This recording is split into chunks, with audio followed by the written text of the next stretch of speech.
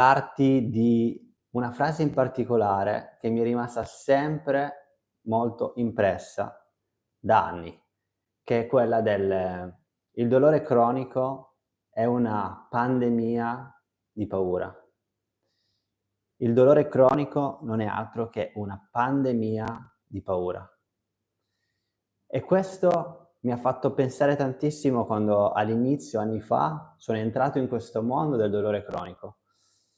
Sono entrato in questo mondo inevitabilmente, non per piacere, perché sicuramente avrei evitato di sentire dolori al collo per quanti li ho sentiti io, e anche di altre problematiche come psoriasi, che non ne ho parlato molto spesso, qui in questo canale. Quindi problematiche di pelle. Ricordo da bambino che avevo sempre delle problematiche di dermatite, comunque di irritazione, forse era alla cresima, dove ero praticamente ricoperto, di dermatite. Ho dovuto fare un po' di passi avanti per capire il mio passato. Ed è un passato che in realtà accomuna molti di noi che soffrono di dolori persistenti o che hanno sofferto di dolori persistenti o sintomi persistenti, perché non è detto che devono essere per forza dolori. Dermatite non è dolore. Oppure senso di sbandamento, non è dolore. Ansia, non è dolore. Eppure queste cose si combinano a un qualcosa di particolare che chiamiamo paura. Paura interna. È l'ombrello di tutte le patologie, se vogliamo. Molte delle patologie, sul corpo. Non vado a dire cose, insomma, magari un po' più complesse sui tumori, su altre cose che non mi riguardano in questo momento, perché il mio topic è principalmente sul dolore cronico, sui sintomi cronici, che sono dolori quasi invisibili all'occhio umano, perché le risonanze non vanno a dirti il perché senti dolore, perché il corpo praticamente è il contenitore di un dolore invisibile. Quindi sono frustrazioni che si accumulano nel tempo, rabbie, solitudine, tristezze, senso di senso di inaguedatezza, come si dice? Non mi viene la parola adesso. Il senso di essere inadeguato nella situazione in cui si è. Molto probabilmente questo inizia già da bambino, con dei particolari sensi di squilibrio, magari già in famiglia. E ho dovuto iniziare a prendere consapevolezza di tutte queste dinamiche una volta che ero guarito da questa condizione di dolore cronico al collo. Ho dovuto quindi studiare la psicologia, molto di più di quella che mi è stata insegnata in università, perché quello che mi era stato insegnato in università erano semplicemente delle teorie che ti facevano andare a lavorare per altre persone, altre aziende. Invece io ho avuto la fortuna e la sfortuna nello stesso momento di sentire quei dolori mentre che stavo studiando. E stavo studiando per diventare un fisioterapista, aiutare persone che soffrivano da dolori cronici come il mio. Io ho sofferto anche di dolori cronici alla gamba e la mia idea era di andare a aiutare queste persone. In questa live ti voglio dire un po' il mio passato, un po' quello che ho imparato, fare un po' un riassunto del mio canale praticamente. Quindi se non mi conosci sai guardare questa live, non durerà tantissimo e spero di non annoiarti e di darti delle informazioni insomma che ti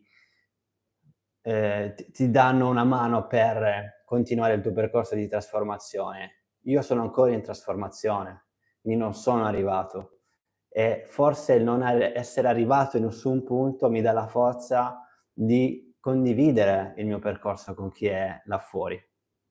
Io sono un terapista, che però continuamente sta provando nuove tecniche, nuovi sensi di consapevolezza per risolvere, in questo caso, completamente una psoriasi che era andata a incrementare di gravità forse 2 anni fa, 1 anno fa, ma avevo capito in quel momento che la stessa psoriasi era un'altra varietà, un'altra condizione che mi portavo dietro da una risoluzione di una cervicalgia. Quindi è importante capire i collegamenti di ogni sintomo corporeo, perché in realtà stiamo parlando di un unico problema, che è la paura, che è l'ansia. Molte di queste cose noi non siamo consapevoli fin quando non arrivano a dircele attraverso il corpo, no? Il corpo ti dice ho paura, ma non ti può dire ho paura a parole, te lo dice col corpo.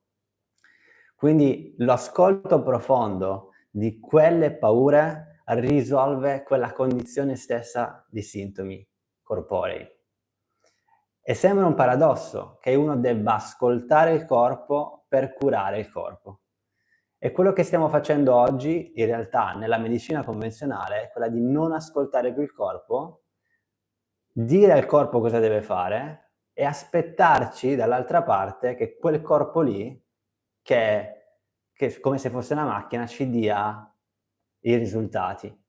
E questo è un fallimento. Questo è un fallimento. E deciderai tu, o deciderò anch'io, quante volte non ascoltare il corpo per fallire. Quindi non siamo sbagliati, questa è la cosa principale. Non sei sbagliato, non sei sbagliata se soffri di dolori cronici.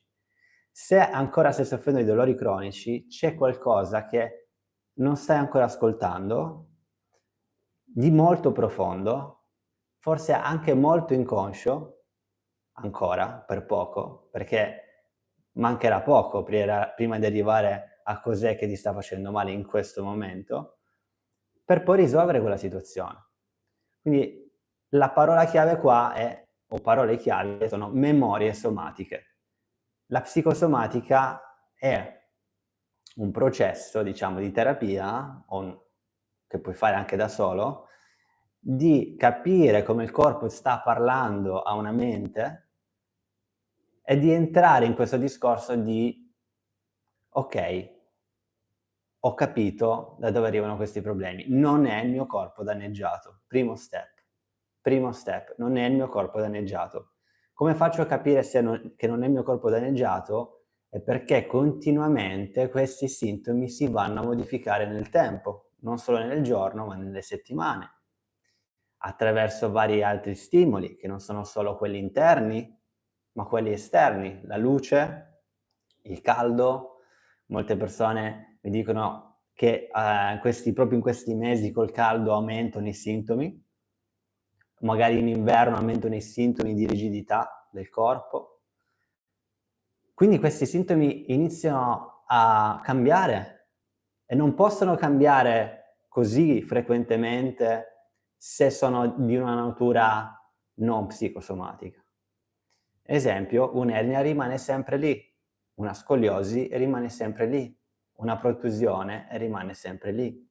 Ma com'è possibile che i sintomi cambiano? Ora, io ho ascoltato per anni professionisti sanitari con un camice bianco che mi dicevano fai questo, fai l'altro, fai questo. Ero ad una giovane età e tenera età dei 16-18 anni, quando soffrivo di dolori cronici di pubalgia, e non ero pronto diciamo ancora, a capire che quelle cose che stavo sentendo non erano dovute a una contrazione o una problematica della mia parte pelvica. Quindi ti ho detto già vari sintomi di cui io soffrivo, molti, differenti. Questo è un altro criterio, quando soffri di tanti sintomi differenti è perché c'è qualcos'altro, non è tutto nella schiena, non è tutto nel collo, non è tutto nella parte pelvica, ci sono tante cose. Queste memorie somatiche cambiano di espressione e fin quando non capiamo che appunto non dobbiamo cambiarle, ma dobbiamo ascoltarle, allora lì arriva una trasformazione. La trasformazione può arrivare in un giorno solo, ma c'è un percorso prima da fare di apertura. Se sei qua probabilmente stai aprendoti a una nuova possibilità, quindi congratulazioni.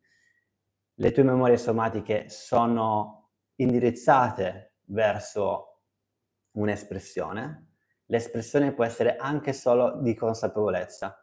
Un errore che viene fatto spesso, secondo me, in un ambiente di terapia olistica è quella di pensare che l'espressione debba avvenire attraverso la voce, attraverso quindi il farci valere.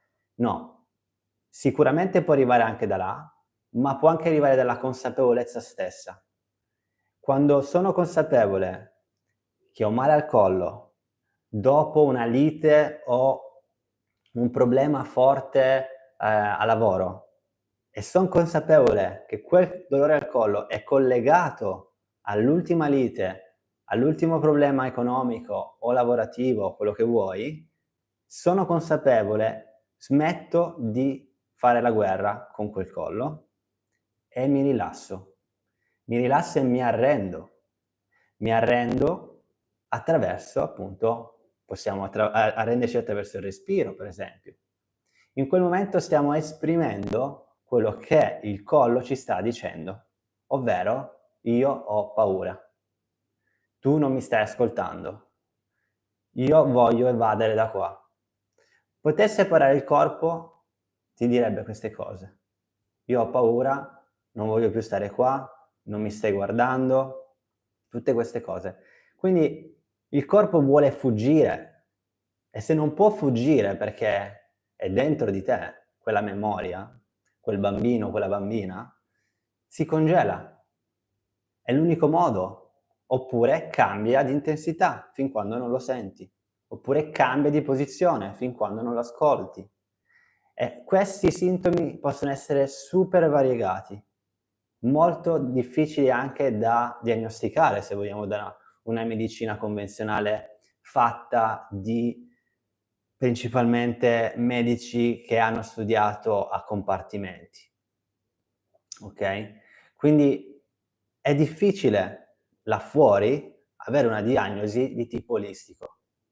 Eppure le linee guida della medicina ci dicono che la diagnosi su un problema come qualsiasi problema che possiamo avere, per esempio il dolore in questo caso, ha 3 sfere che devono essere diagnosticate e attentamente analizzate. La sfera biologica, il nostro corpo, come si sta muovendo, quindi se ci sono delle problematiche fisiche in quel punto dove senti il dolore, la sfera psicologica, quindi le tue emozioni, le tue problematiche interne, emotive, e la sfera sociale. La sfera sociale è il tuo ambiente dove stai vivendo. Molte volte, a volte cambiare l'ambiente risolve il dolore. Cambiare lavoro, cambiare famiglia, a volte si può fare, a volte no. Però queste 3 cose devono essere messe insieme per creare una diagnosi chiara. Questo viene a mancare molte delle volte. La diagnosi va a mancare, possiamo pagare 100, 200, 300, 400 € su un professionista che ti dice cos'hai, ma guarda bene se ti ha fatto le domande su tutti questi 3 fonti. È molto difficile trovare una persona di questo genere perché la medicina convenzionale non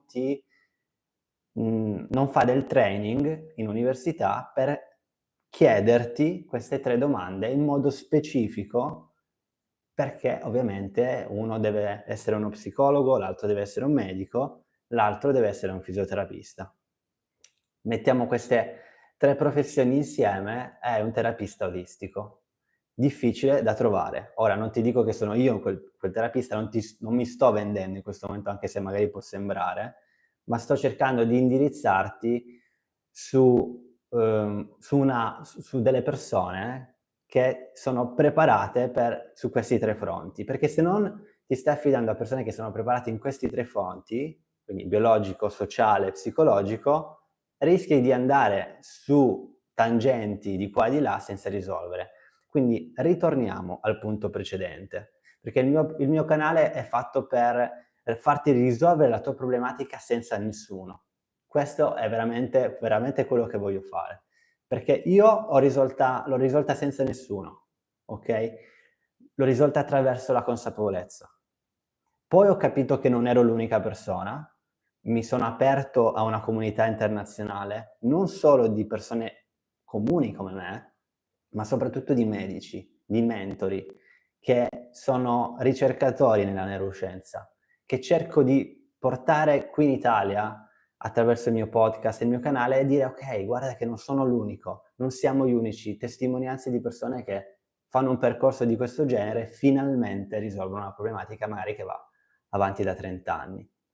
Quindi il sovraccarico emotivo è un problema di paura, ok? Certo che lo psicologo ti può dare una mano, ma a volte se non colleghi l'emozione al corpo stesso e non senti quella problematica del sentire, qui stiamo parlando di sentire, di non capire solamente, non riesci a risolvere. Quindi devi entrare in una sicurezza interna che quella problematica la stai controllando tu, non ti sta controllando lei. Tu puoi controllare l'ansia controllando il respiro. Non puoi controllare la mente, ma puoi controllare il corpo. Noterai che negli attacchi di panico, se riesci a rallentare il respiro, riesci a rallentare la mente. Se riesci a capire che quell'attacco di panico è arrivato magari dopo un periodo di forte stress e cerchi di non capire perché e per come sta succedendo, ma cerchi semplicemente di dare sicurezza a quel bambino interiore, a quella bambina interiore che hai all'interno, rilassando il respiro. Lo so, è difficile, ma non stai morendo. Non si può morire. Quanti muoiono di attacchi di panico? Forse è raro, perché anche se tu pensi in quel momento di morire, in realtà è il tuo corpo che ti sta dicendo ho talmente paura che non so più come dirtelo. E te lo può dire col corpo, sei fortunato. Cioè, ci sono certe persone che purtroppo hanno delle problematiche molto gravi, tumori per esempio, terminali, sono terminali magari in 60 giorni. Noi siamo fortunati, abbiamo il dolore cronico, abbiamo le dermatiti, abbiamo le psoriasi. Pensa, quante persone ti potrebbero dire io sono fortunato di avere il dolore cronico. Ora tu dirai, Alessio, tu lo dici perché l'hai risolto. Te lo dico perché molte delle persone, molti dei miei clienti mi dicono la stessa cosa. Non magari nel momento in cui stiamo risolvendo la problematica, ma me lo dicono sempre dopo. Dicono, hai ragione, ora ho capito perché ora sono fortunato. Quando hai quello stampo del dolore cronico e lo risolvi, hai dei superpoteri dopo. Quali sono i superpoteri? Hai queste antenne sensitive di quando senti che il tuo corpo inizierà a sentirsi irrigidito perché c'è una persona nella stanza che ti sta irritando particolarmente e tu invece di sopprimere, di chiuderti, o te ne vai molto prima del passato o apri la bocca e gli dici guarda che questa cosa che mi stai dicendo a me non sta bene. Prima non lo dicevi, prima te lo tenevi, ora o te ne vai molto prima o glielo dici. Ti perdoni molto prima sui tuoi errori. Io ho fatto un particolare errore, che adesso non sto a dirti, ma che mi è costato 3 giorni di battaglia interna. Non vado sul particolare su cos'è stato, e ho pensato che era stata colpa mia. In realtà era colpa mia, molta. Ma quando ho capito che mi stavo praticamente flagellando da solo, che quel pensiero ricorrente negativo stava entrando tanto dentro di me e mi stava facendo star male, quasi da magari non dormire bene, ho capito che dovevo mollare la presa. Ma lo dovevo mollare la presa per me stesso, quindi devi avere veramente molta autostima di te.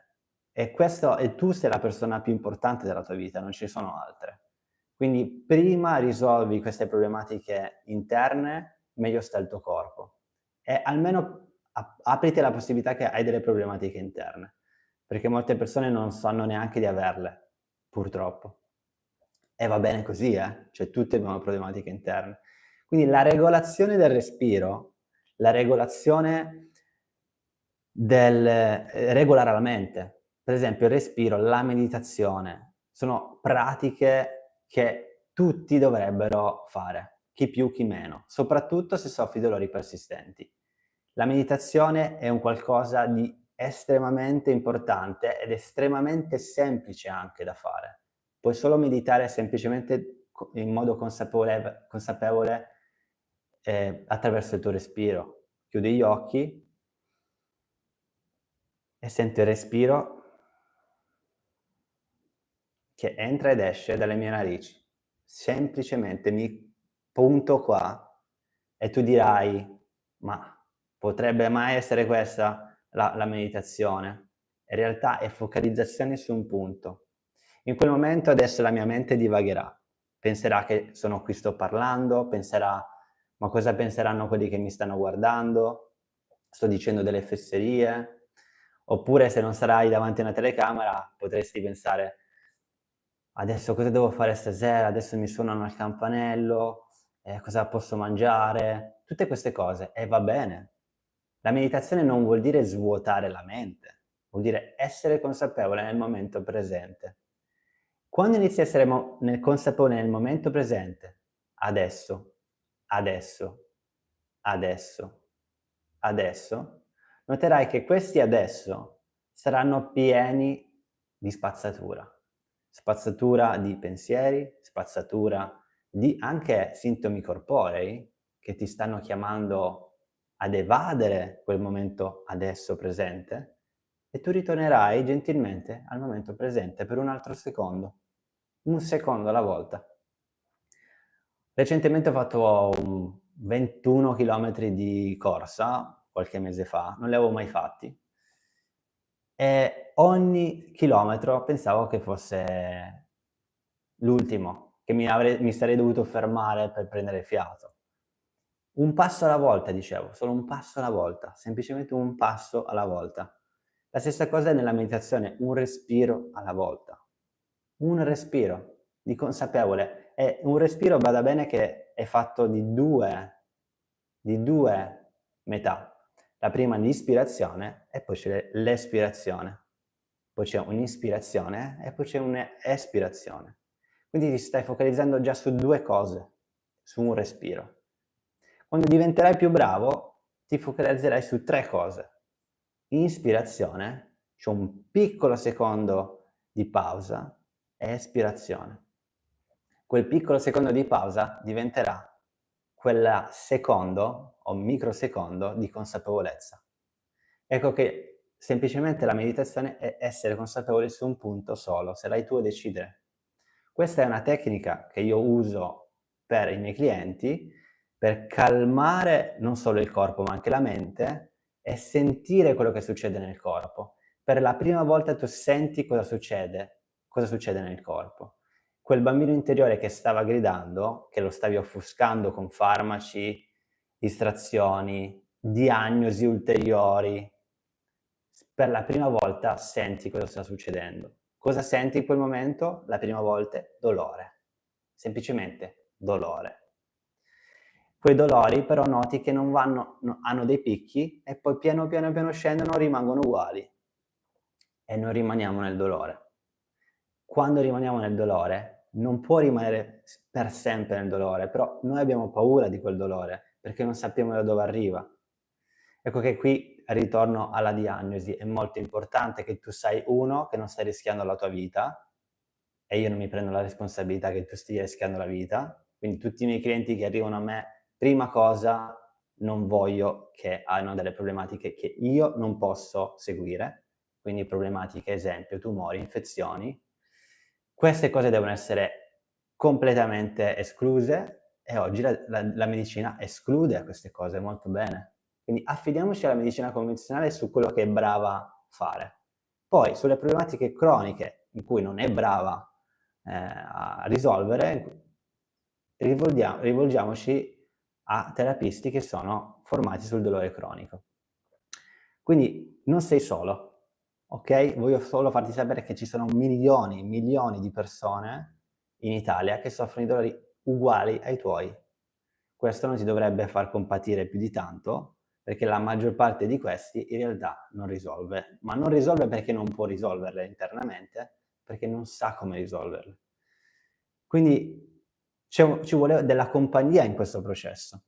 Ora, nei prossimi giorni sto aprendo Neurobalance in gruppo ad un accesso, diciamo, un po' più economico. Non potrò farti seguire sia da me che dal team, non sono percorsi personalizzati o privati, però sono percorsi in cui tu hai accesso a delle informazioni, fai la pratica e ti prometto che se fai le pratiche risolvi. Perché non è solo la pratica, ma anche capire perché stai facendo quella pratica. Ho delle persone che dopo 30 anni hanno risolto una condizione cronica semplicemente facendo delle meditazioni. E tu dirai: "Allora faccio le meditazioni su YouTube, qualsiasi cosa mi arriva". Sì, puoi farlo, ma avere una compagnia in questo processo ti guida in un processo un po' più lineare, che non ti distoglie da: "Ah, adesso oggi sto male, ieri stavo bene, oggi sto male, andiamo a farci un'altra diagnosi". No, no. Non ti servono altre diagnosi, se ne hai fatte già 3, 4. Molte probabilmente ne hai fatte anche più di 3 o 4 e ti hanno detto che non stai rischiando la vita. Quindi non sei solo, c'è della possibilità. Se vuoi entrare in Neurobalance Pro, non si chiama più Pro, ma si chiama Neurobalance Base, guarda nei commenti, metterò il link dove puoi iniziare già da domani, se vuoi. Quindi, e poi vedrai insomma cosa ci sarà all'interno. Quindi c'è una riconnessione sul corpo. Ho parlato per 26 minuti su come si inizia questo periodo di trasformazione, è nel sentire. Prima c'è il capire e poi c'è il sentire, okay? A volte questi 2 cicli devono essere ripetuti molte, molte, molte volte. Guardo un attimo i commenti. Okay, nel senso che qualcuno va bene. Okay, non ci sono domande particolari. Quindi il percorso può essere condiviso con persone e a volte se viene condiviso con più persone è anche più potente, perché io se so che non sono l'unica persona ad avere queste condizioni, dolore al collo, dolore alla schiena, senso di sbandamento, ansia, senso di irrequietezza, allora so che se altri hanno risolto, io posso risolverlo. Facciamolo assieme. Quanto dura? Dura. Durerà 2 mesi, durerà 3 mesi, durerà 4 mesi. Ci sono persone che fino a che non fanno 4 mesi non vedono dei risultati. Va bene lo stesso. I primi risultati che vedi sono quelli di abbassamento dell'ansia, senso di pace, che quella condizione è risolvibile. Questo è il primo step. E poi il corpo piano piano che gli dai più, sicurezza interna, lui ti segue, okay, non dobbiamo necessariamente andare nel passato e modificare il nostro passato perché è impossibile, possiamo modificare le reazioni che abbiamo oggi, che sono ovviamente collegate al nostro passato, e va ben così, ma oggi siamo in controllo. Quindi voce al corpo, prima che alla mente. Voce al corpo, senti quello che arriva, va bene così, non stai morendo, senti il respiro. Ti prometto che se fai 1 minuto di meditazione nei prossimi 3, 4 giorni, hai il 100% in più di consapevolezza. 100% di consapevolezza almeno di quel minuto. Non devi meditare per 2 ore al giorno. A volte basta solo 1 minuto, 2 minuti di consapevolezza sul respiro per portarti in una calma che te la porti dietro magari per 30 minuti. Pensi quindi se fai 3 minuti di meditazione e te la porti per 30 minuti, hai fatto 1 ora e mezza, praticamente. Quindi quante volte nel giorno ci prendiamo la bada o comunque l'impegno di dire: "Adesso mi fermo per 1 minuto, chiudi gli occhi, sento il respiro". Anni fa, ma forse anche pochi mesi fa in realtà già, avevo una sveglia alle 3 del pomeriggio e una alle 11 del mattino, che mi andava a, diciamo, spezzare la mattina con 1 minuto di consapevolezza e il pomeriggio con 1 minuto di consapevolezza. Questo è essenziale, quindi, per darti 30 minuti praticamente di rilassamento. Ora, questi 30 minuti non è nulla di scientifico, sono io che più o meno te li sto dicendo. 30 minuti di rilassamento. Quando però li fai per tanti giorni, che sia sabato, che sia domenica, a te non interessa. Prenditi questa sveglia alle 11, alle 15, te la metti sul cellulare, ti arriverà la sveglia e ti ricorderai momento consapevolezza. Questa è una strategia. Movimento fisico, iniziare a muoverti, non avere paura del dolore, perché più hai paura del dolore e più lui ha paura più di te. Quindi ricordati che siete almeno in due all'interno del tuo corpo. Sei tu, sei il tuo dolore. Il dolore ha una memoria e ha un'intelligenza. A volte basta parlargli con delle parole giuste, questo lo si fa nell'ipnosi, parlando al dolore in un momento di rilassamento molto potente e aspettandosi delle risposte. A volte le risposte non arrivano in quel momento, a volte arriveranno nei giorni successivi, a volte arrivano nelle ore successive. Molte persone che fanno le sessioni con me di ipnosi o di autoipnosi stanno magari bene in quel momento, il giorno dopo il corpo inizia a ribellarsi e mi dicono: Alessio, oggi sto male, ieri stavo bene, oggi sto malissimo, cosa è successo? Non so cosa ho fatto, magari saranno quegli esercizi in più che sto facendo col corpo, in realtà è quell'intelligenza che sta iniziando a modificare il suo comportamento e ha ancora paura della trasformazione. Questo è quasi sempre così nelle prime 4-8 settimane. Ci sono degli sbalzi altalenanti molto, molto anche difficili da capire se non hai mai fatto un percorso di trasformazione. Quindi la trasformazione è un percorso difficile, ma che ti libera poi da 8-12 settimane su tutta una problematica che ti porti dietro magari da anni. La psicosomatica è la soluzione per quello che mi riguarda. Quindi corpo e mente si devono parlare, instauriamo questa connessione, questo dialogo. Le strategie sono tante, io ne ho messe 3 o 4 in sequenza, ecco che su Neurobalance trovi questa sequenza di 8 settimane e puoi iniziare già così. Poi se ti serve uno psicoterapista o il mio supporto si può fare, ma non ti serve necessariamente un terapista di fianco, ok? Te lo dico a mio discapito, voglio essere onesto. Ti serve la consapevolezza e l'impegno e la possibilità di guarire. Tutto ciò, tutto questo. Va bene ragazzi, ho fatto 32 minuti di live, spero di essere costante con queste live perché secondo me sono importanti. Non so quando le farò nella giornata, ma troverò 30 minuti per ogni tanto farmi sentire. Ho sempre comunque un video o barra 2 a settimana sul mio canale. Questo per me è un lavoro, non è solo una passione, quindi aiutatemi a lavorare al meglio perché vi darò sempre migliori informazioni in modo sempre più chiaro. Quindi quello che vi chiedo, l'unica cosa, è di iscrivervi al canale e interagire con i commenti nei miei video se volete. Questo mi aiuta a portare il canale all'occhio di tutti, sta ingrandendosi mese dopo mese, quindi sono molto contento di come sta andando. Ultimamente ho fatto una live con il psicologo Bordese, che molti magari di voi già conoscono, è andata molto bene e il canale sta iniziando a crescere notevolmente nelle ultime ore.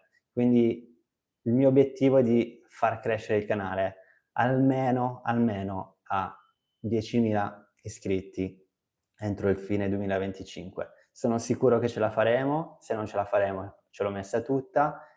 Perché 10.000 iscritti? Perché questi, se non hai un obiettivo, se non sai dove vuoi andare, se non hai una direzione, non ha più senso, ok? Nulla ha più senso. Quindi per me è essenziale dare degli obiettivi, tu dovresti avere i tuoi obiettivi e i tuoi obiettivi sono unicamente di riprenderti le attività che avevi lasciato perdere a causa del dolore. Riprendi le attività, il dolore segue e se segue perché gli hai dato troppa paura, ok? Lui cercherà di darti la sua paura e tu cercherai di rassicurarlo, ma non eliminare e evadere le attività fisiche. Questo è importante, ok? Questo è quello che vedresti comunque in Neurobalance. Ti metto il link in descrizione se vuoi accedere già da stasera stesso. Se ce la farò metterò tutto a disposizione entro oggi, altrimenti nella giornata di domani in poi avrai l'accesso a Neurobalance e vedrai cosa avrai dentro, va bene?